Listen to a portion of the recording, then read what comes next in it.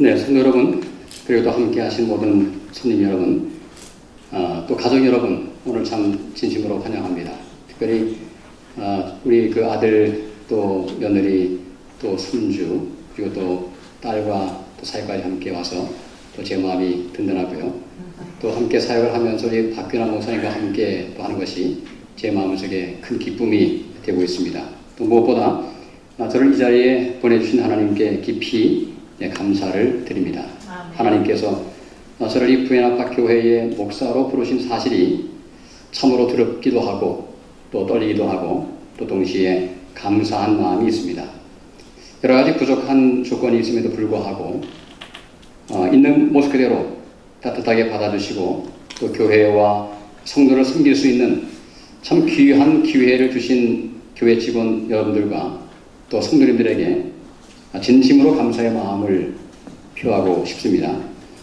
몇 차례 교회를 방문해서 말씀을 나눌 때마다 여러분의 따스한 환영과 기도는 저에게 큰 용기와 힘이 되었음이 분명합니다. 오늘 이 자리가 하나님의 은혜로 가능했음을 다시 한번 고백하게 됩니다. 저는 이 주어진 하나님의 섭리의 시간표 안에서 사랑과 정성을 다해서 교회를 섬기고 또 성도를 섬기겠다 하는 생각을 제 마음속에 다짐하고 또 기도하고 있습니다. 저는 현재 로마린다 대학병원에서 원목 교육도 받고 있습니다. 이 병실에서 환자와 가족들을 만나며 고통과 상실 혹은 외로움과 두려움 속에 있는 분들을 자주 만나게 됩니다. 매일마다 만나게 됩니다. 지난주 안식일 밤에는 저는 세 사람의 죽음을 제 눈앞에서 목격을 했습니다. 교통사고로 14살 된 아들의 죽음을 슬퍼하며 흐느끼던 멕시코 그 엄마 아빠의 모습 제 마음속에 기억하고 있고요. 또 병으로 아버지를 잃고 그 죽음을 애달프게 쓰다듬던 그 부인과 아들과 딸의 모습도 제 마음속에 생각하고 있습니다. 또 갑작스럽게 심장마비로 70살 된 아버지를 잃은 세 자녀의 흐느낌, 그 세 명의 흑인 또 자녀를 제 마음속에 기억하고 있습니다. 저는 그날 밤에 참 한 사람, 그 한 사람의 마음속에 있는 상처와 상실의 고통이 얼마나 큰지를 다시금 제 마음속에 느끼게 되었습니다. 이 각 사람은 겉으로 멀쩡해 보이죠. 멀쩡해 보이지만 그 내면을 직시해 보면 말로 표현할 수 없는 자기만의 고통과 아픔이 있습니다. 각 사람이 그렇습니다. 모든 사람이 자기만의 아픔이 있습니다. 각 가정도 마찬가지죠. 다 좋아도 어느 한 결점이 있는 것이 사실이죠. 아픔이 있습니다.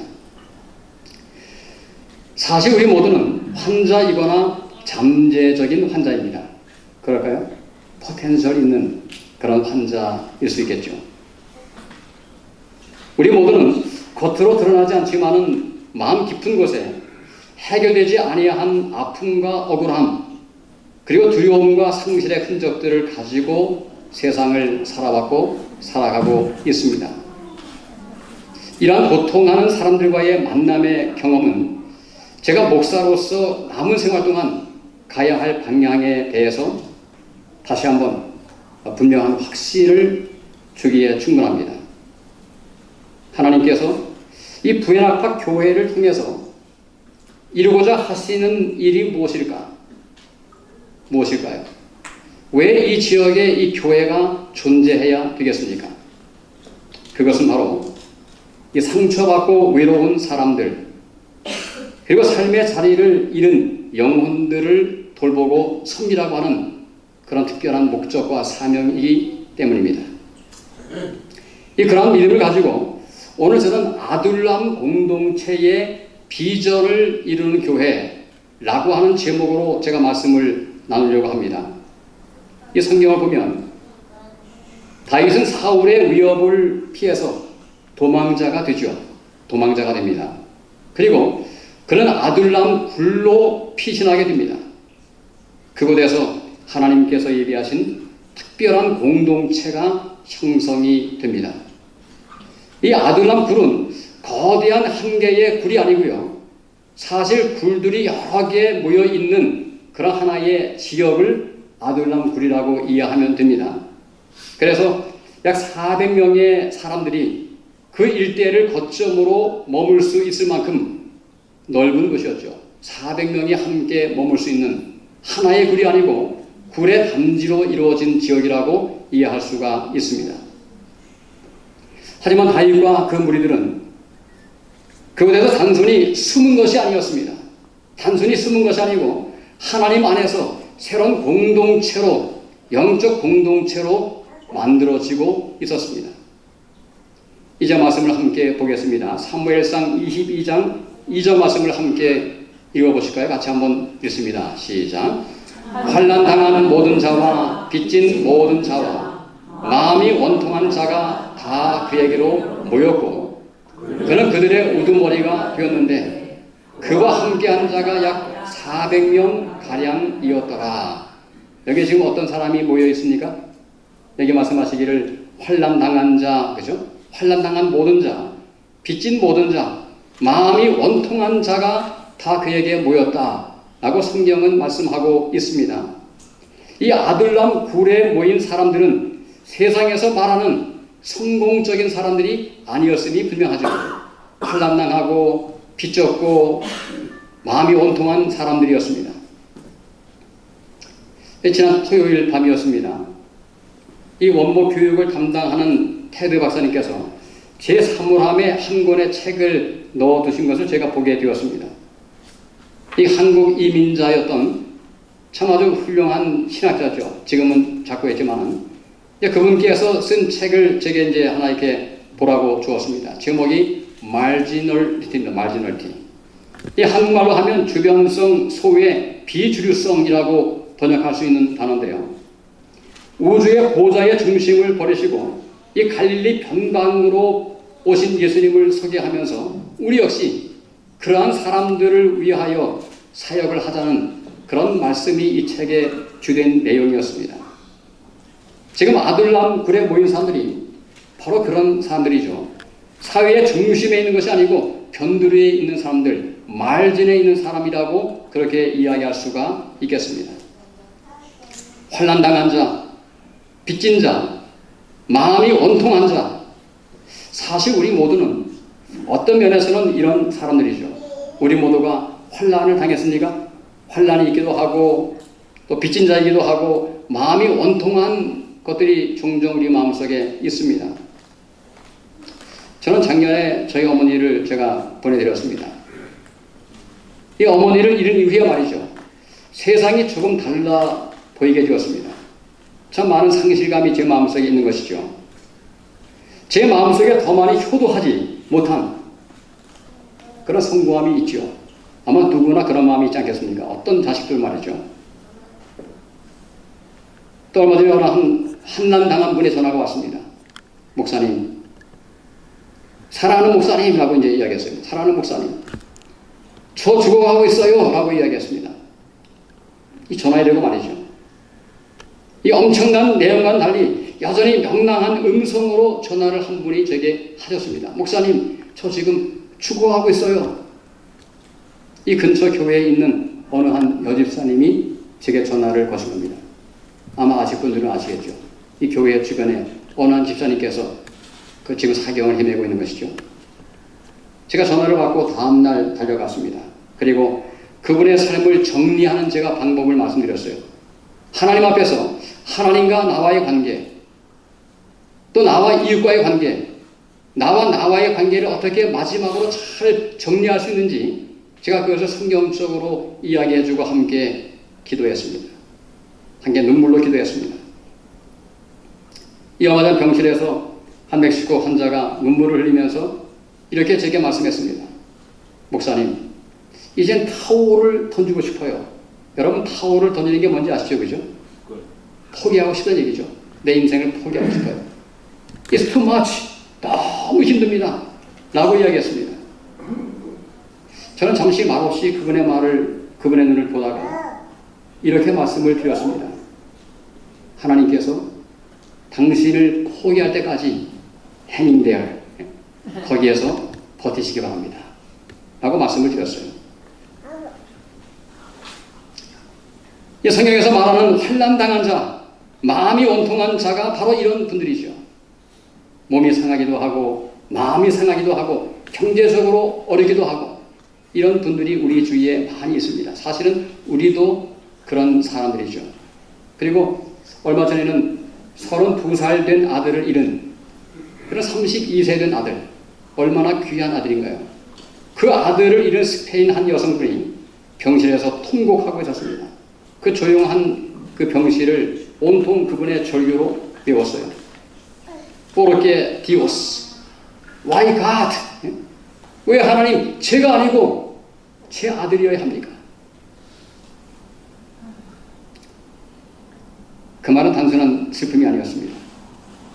참 성경이 말하는 마음이 원통한 자의 모습이죠. 하나님은 그런 사람들을 외면하지 않으십니다. 다윗 곁으로 모았습니다. 그리고 그들의 눈물을 닦아주시면서 이 새로운 공동체를 세웠습니다.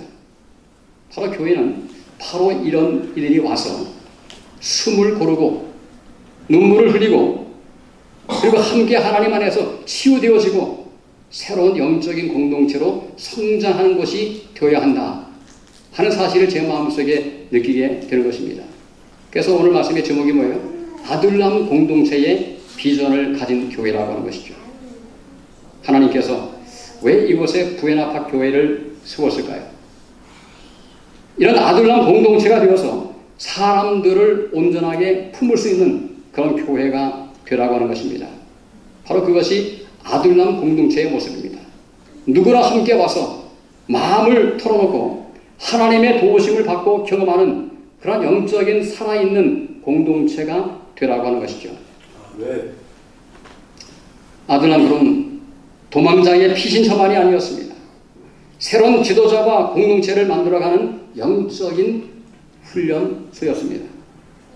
그것에 모인 400명의 사람들이 나중에 누가 됩니까? 다윗 왕국이 세워졌을 때 그 왕국의 가장 중요한 리더들이 된 것입니다. 환난 당한 자가 새로운 나라의 영적인 리더로 세워지게 된 것이죠. 교회는 상처 입은 사람들이 은혜 안에서 회복되고 변화되어지는 것입니다. 바로 저는 거기에서 우리 교회의 비전을 보게 되는 것입니다. 저는 부에나파 교회가 바로 아둘람 공동체와 같은 교회가 되기를 간절히 소망합니다. 이것이 하나님께서 제 마음에 깊이 심어주신 새로 시작하는 목회적인 비전이고 소명입니다. 그렇다면 그 비전을 이루기 위해서 어떤 교회가 되어야 할까요? 어떤 교회? 첫 번째는 상처받은 이들이 와서 위로받는 교회가 되어야 합니다. 세상에서 상처받은 사람들이 와서 교회에서 비난받고 정죄되는 것이 아니고 하나님의 위로하심을 경험할 수 있는 교회입니다. 저는 우리 교회가 이런 교회가 되기를 원합니다. 저는 정죄와 비난의 설교를 하지 않습니다. 하지 않으려고 생각합니다. 그것은 아무런 도움이 되지 않습니다. 대신 격려와 위로의 말씀이 선포되는 교회가 될 것입니다. 아픈 영혼들을 감싸는 그런 말씀을 증거하는 그런 설교 전상이 될 것입니다. 두 번째는 다양한 생각과 다양성을 존중하는 교회입니다. 여러분, 사람의 생각은 같습니까? 다릅니까? 평생 같이 살아도 옆에 있는 사람이 생각이 같아야 달라요? 다르죠, 그죠? 그래서 100사람이 모이면 100사람의 생각이 있습니다. 그렇죠? 근데 중요한 것은 내 생각을 impose, 내 생각을 모두에게 강요할 수가 없습니다. 다양성을 인정하고 존중하는 교회가 되어야 합니다. 제가 한국의 인천 삼육학원에서 원장을 할 때입니다. 이 지방에서 가는 곳마다 이 원장과 싸워가지고 이제 우리 학원까지 온 한 젊은 사람이 있었어요. 근데 그분은 태권도, 유도, 합기도 다 합쳐가지고 10단이 넘습니다. 그러니 굉장한 파워 있는 분이죠, 그죠? 합기도, 태권도, 유도 다 포함돼가지고 10단이 넘어요. 제가 그 친구에게 모든 선교사 사택에 관한 일을 다 맡아서 하라고 제가 파격적으로 제가 델리게이션, 제가 일을 이제 넘겨주었습니다. 근데 어느 날 이 직원이 제게 찾아왔어요. 목사님, 선교사들이 커튼을 달아달라고 하는데요. 제가 물었습니다. 어떻게 생각하세요, 지사님? 네, 그분이 머리를 이렇게 긁적이며 말합니다. 글쎄요, 해줘야 되지 않을까요? 제가 어떻게 말을 했을까요? 그럼 해주세요 라고 이야기했습니다. 근데 다음날 또 왔어요. 목사님, 근데 어떤 색으로 할까요? 제가 뭐라고 답을 했을까요? 집사님, 어떻게 생각하세요? 글쎄요, 좀 파란색이 좋지 않을까요? 그럼 하세요 라고 이야기했습니다. 제가 지금 이 젊은 사람에게 무엇을 제가 지금 가르치고 있는 것일까요? 비본질적인 면, 별로 중요하지 않은 것은 충분하게 뭐가 있어요? 다양성 있게 알아서 하라고 하는 얘기죠. 제가 그분과 싸웠을까요? 안 싸웠을까요? 그분은 가는 교회마다 목사하고 싸웠어요. 한 번도 싸우지 않았습니다. 오히려 제가 떠난 이후에 제게 자주 연락이 옵니다. 목사님, 그때가 가장 제 인생에 행복했습니다. 목사님과 일할 때가 제일 행복했습니다 라고 얘기했어요. 여러분, 그럴 수가 있어? 이런 말 많이 하죠, 그죠? 근데 거기에 한 자만 넣으세요. 그럴 수도 있어. 그럴 수가 있어가 아니고 그럴 수도 있어. 이 도자를 잘 사용하면 우리 삶 가운데 많은 경우에 자유함을 경험하게 되죠. 그 다음에 세 번째는 낮은 자를 존중하는 교회가 되어야 합니다. 예수님께서는 이 우주의 중심을 버리시고 변방으로 오셨습니다. 갈릴리 변방에 오셨어요. 그리고 가장 낮은 자들에게 먼저 다가가셨습니다. 여러분, 예수님의 별명이 뭐죠? 예수님의 별명 가운데 한 가지, 세리와 죄인들의 뭐예요? 구주가 아니고 친구입니다. 친구. 그게 예수님의 별명이었어요. 아, 저분은 세리와 죄인들의 친구라고 이야기받았어요. 우리 교회도 이 사회적으로 영적으로 낮은 자를 더욱더 선대하고 존중할 수 있는 그런 공동체가 되었으면 좋겠습니다. 저는 모든 교인들을 제가 한 가지 특징이 뭔가 하면 제가 모든 분들을 동등하게 대합니다. 늘 그것이 제 지나간 사역 동안의 특성이었어요. 모든 분들을 제가 똑같이 존중합니다. 제가 한 번은 학원에서 일을 하면서 일본어 과정을 오픈했습니다. 이제 일본에서 여성 선교사 한 명이 이제 초대되어서 왔어요. 처음으로 김포공항에서 만났습니다. 그때는 김포공항이죠, 그죠? 인천공항이 아니고 김포공항입니다. 근데 제가 알고 있는 일본어가 있어요. 제가 친구에게 물어서 손바닥에 적은 것입니다. 어떻게 인사하죠? 일본어로? 사람 처음 만나면? 물론 그것도 중요하죠. 하지메 마시테 전데스. 만나서 반갑습니다. 도주 요로시쿠 오네가이시마스. 이게 뭔가 하면 만나서 반갑습니다. 참 이런 얘기죠, 그죠? 잘 부탁드립니다. 이런 얘기예요.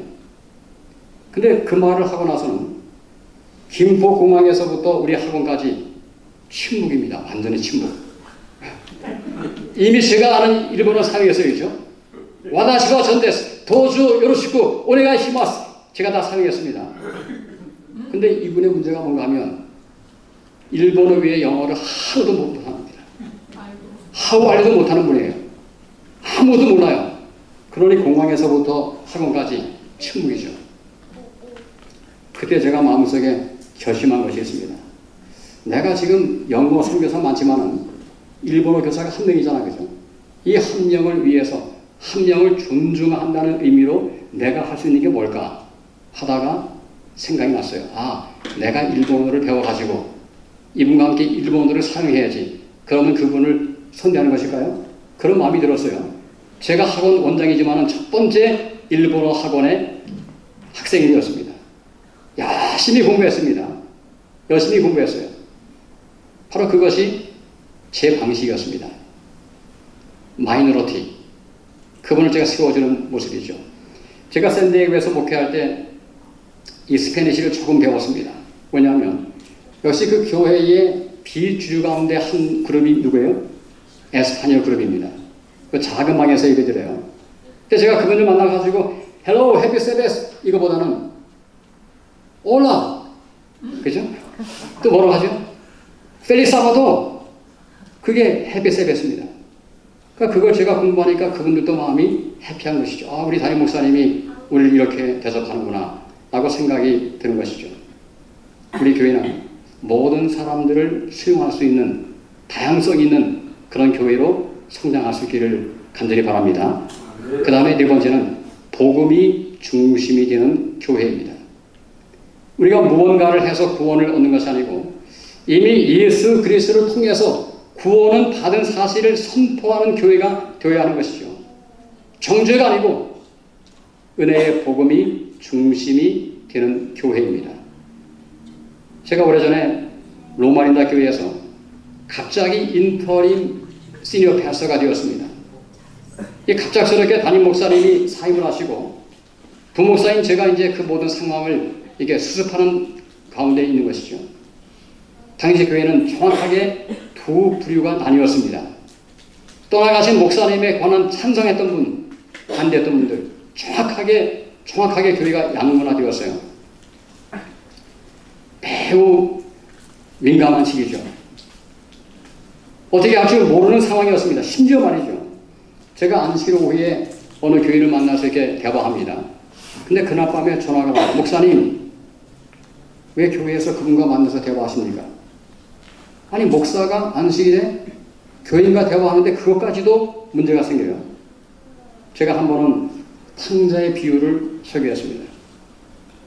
근데 어느 한 유력한 장로님이 제게 와서 이렇게 물었습니다. 목사님, 오늘 그 탕자의 비유를 설교하신 이유가 무엇입니까? 제가 어떻게 말씀했을까요? 장로님, 제가 정확히 말씀드렸습니다. 눈을 보면서, 장로님, 저는요, 제가 설교할 때 복음적인 이유 외에는 어떠한 이유도 없습니다. 근데 그분이 제 마음을 이해해 주었어요. 그리고 1년 뒤에 교회는 양분화된 교회가 완전하게 하나가 되는 그런 축복을 경험하게 되었습니다. 여러분, 그때 제가 마음속에 느낀 게 있어요. 배운 게 있어요. 교회가 어떤 상황이든지 목회자가 서야 할 자리는 복음의 중심이구나 하는 사실을 제 마음속에 다시 한번 이해하게 되었습니다. 목사가 교회에서 복음의 중심에 있으면 교회는 절대로 흔들릴 수 없다 하는 생각을 마음속에 가진 것이죠. 그 다음 제가 한 가지만 더 말씀드리겠습니다. 이 지역사회에 빛을 비추는 교회죠. 제가 예전에 어느 한 교회에서 사역을 했습니다. 당시에 이 라디오 방송인 라디오 한국의 사장인 서정자 사장님이 우리 교회를 나오기 시작했습니다. 혹시 여러분 이분을 아십니까? 물론 이분은 지금 연세가 많이 들어서 이렇게 아름다운 모습은 아니죠. 이분이 누군가 하면요, 대한민국에서 가장 처음으로 외국에서 라디오 방송을 시작하신 서정자라고 하는 과거의 KBS 아나운서였어요. 여기 LA에서 이 일을 시작했습니다. 그 나중에 세월이 지나서 시애틀로 올라왔어요. 그리고 라디오 한국이라고 하는 방송국을 또 운영하게 되었습니다. 근데 이분이 우리 교회를 나오기 시작한 것이죠. 저와 인터뷰를 하는 도중에 방송에서 자기가 시애틀 중앙교회 재림교회 교인이라고 이야기했습니다. 그거 쉽지 않아요. 쉽지 않습니다. 왜냐하면 잘못하면 개신교회 많은 목사들이 들고 일어나서 모든 방송을 띱니다. 그만큼 위험한 상황이죠. 하지만 그러한 불이익을 감당하고도 이분이 자기 신앙을 선포한 것이죠. 그래서 제가 그분과 함께 한 가지 좀 계획을 세웠습니다. 사장님, 우리가 이 지역사회를 위해서 뭔가 좀 일을 해야 되지 않겠습니까? 그래서 어떤 이야기를 했는가 하면 교회를 나가지 않는 분들 가운데서 만약에 장례식이 생겼으면 우리가 도와드리자. 교회와 방송국이 함께 힘을 모아가지고요. 그 다음에 만약에 교회를 나가지 않는 분이 갑자기 가족이 병원에 있으면 그분들을 우리가 좀 방문해 주자. 그런 이야기를 함께 나누고 진지하게 의논했습니다. 저는 지금도 그러고 싶어요. 이 지역에서 참 교회를 못 나가는 분들을 위해서 그런 분들이 갑자기 누가 돌아가시면 할 수가 없잖아요. 그렇죠? 그럴 때 우리가 좀 도와주면 얼마나 좋을까 하는 생각을 마음속에 가지게 되는 것입니다. 제가 안타깝지만은 그때 제가 이제 사역지를 옮기면서 그것을 하지 못했습니다. 하지만 제 마음속에 있는 생각은 뭔가 하면 이 교회가 왜 존재합니까? 이 지역 사회를 좀 더 행복하게 만들기 위해서, 좀 더 기쁘게 하기 위해서, 그것이 교회의 존재 목적이라고 생각합니다. 참 말씀과 찬양의 지속성 너무도 중요하죠. 제가 우리 교회에서 느끼는 것은 뭔가 하면 참 찬양이 너무도 아름다운 교회이고요. 바로 이러한 찬양이 지속적으로 우리 삶 가운데서 이어지는 아름다운 교회가 되기를 간절히 원합니다. 그리고 가장 중요한 것은 여러분 교회가 어디 위에 서야 될까요? 서로의 관계도 아닙니다. 그죠? 그건 아주 문제예요. 가장 중요한 것은 하나님 말씀 위에 서는 게 가장 중요하겠죠. 제가 마음이 급해서 말이죠. 내일부터 이제 하루에 얼마만큼 성경 말씀을 읽도록 제가 여러분에게 권장드리겠습니다. 여러분 교회에 들어오시면서 오늘 이거 받으셨죠? 그죠? 여기에 뭔가 하면 많지 않습니다. 연세 드신 분들을 위해서 작게 했어요. 시편 2편, 사도행전 1편, 이 3장을 하루에 읽는 것입니다. 그러면 연말까지 시편 75편을 다 읽게 되고요. 그 다음에 사도행전을 띄게 됩니다. 그러니까 시편을 통해서는 하나님의 위로하심을, 사도행전을 통해서는 교회 주어진 사명을 다시 한번 생각하자라는 취지로 함께 말씀 전개 운동을 해나가려고 생각합니다.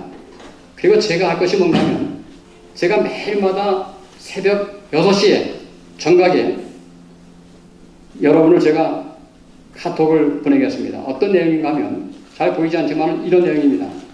그날 말씀에 해당되는 내용에 관한 짧은 기도문, 오늘의 말씀 분량, 핵심 영적인 교훈, 적용. 적용인데 그냥 적용이 아니고요. 제가 3가지로 나눴습니다. 첫 번째, 하나님과의 관계에서 어떻게 적용할 것인가. 두 번째는 나와의 관계에서 어떻게 적용할 것인가. 그 다음에 3번째는 내 이웃과의 관계에서 어떻게 이 말씀을 적용할 것인가. 여러분 적용이 중요합니까? 적용 없는 것은 아무런 소용이 없어요. 아무리 많이 알아도 그 말씀을 내 생활 속에 뭐하지 않으면요, 적용하지 않으면. 제가 참 좋아하는 릭 워런 목사라고 있습니다. 아시죠? 목적이 이끄는 교회, 그죠? 목적이 이끄는 삶. 여기 어느 교회죠? 그 교회가? 세드백 교회죠, 그죠? 그 교회 목사님이 이렇게 얘기했어요. Interpretation without application is abortion. 그렇게 표현했습니다. 그러니까 적용이 없는 모든 말씀들은 아무런 유익함이 없다고 하는 것이죠. 그 다음 마지막으로 오늘의 결단이라고 하는 그런 이제 문단이 나와 있습니다. 제가 이것을 매일 아침마다 6시에 이것을 드리면 이걸 여러분께서 읽으시고 개인적으로 그냥 기도하는 것이 아니고 오늘 말씀의 분량을 한번 읽어보세요. 그리고 하나님께 기도하시면서 하루를 말씀으로 시작하는 그런 역사를 함께 경험할 수 있게 되기를 바랍니다. 여러분 그럼 교회가 변할까요? 그럼 교회가 영적으로 성장하게 됩니다. 개인의 영성이 자라게 됩니다. 한 개인의 영성이 모여서 뭐가 돼요? 한 교회의 영성이 됩니다. 너무도 중요하죠. 그 다음에 한 가지는 언젠가 말이죠. 오늘 지금 우리 교회에 아이가 있습니까? 아이가 있나요? 오늘 있습니다. 오늘 있어요. 저 옆에 지금 우리 손주인 아이 이름이 우주입니다. 우주. 그러니까 제가 아이를 안으면 굉장히 마음이 좀 든든할까요? 우주를 안고 있잖아요. 그죠? 근데 성이 또 뭐예요? 전씨입니다. 그러니까 전 우주를 제가 안고 있는 느낌이 드는 거예요. 그래서 사실 오늘 이곳에 지금 한 아이가 와 있습니다. 저 뒤에 보시면 이 아이가 이름이 뭔가 하면 에덴인데 옆에 있는 이제 그 부모님이 계시고요. 제가 리버사이드 교회 청년 목사할 때 우리 핵심 멤버 가운데 한 명이 우리 김봉재 집사였습니다. 청년이죠. 제가 오늘 오라고 이야기했어요. 봉재야, 내가 오늘 여기 교회 오는 네가 좀 와라. 와서 좀 우리 길을 도와주면 안 될까? 라고 이야기했습니다. 아마 제가 볼 때는 앞으로 자주 나오겠죠, 그죠? 우리 작은 교회가 말이죠. 이 작은 교회가 3040을 위한 목사를 지금 세웠습니다. 이 어마어마하잖아, 그죠?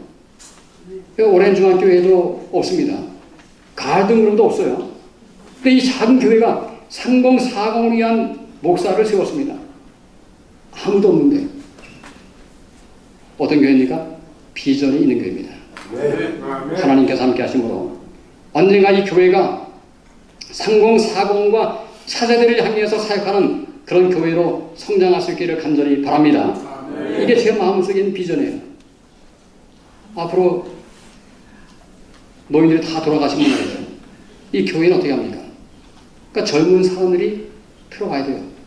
그들이 자라야 돼요. 그 다음에 떠오르는 제2의 한인타운을 바라보면서 미래 한인 선교의 전초기지가 되기를 제 마음속에 소망합니다. 주님, 부인아파 교회가 이런 교회가 되게 하소서.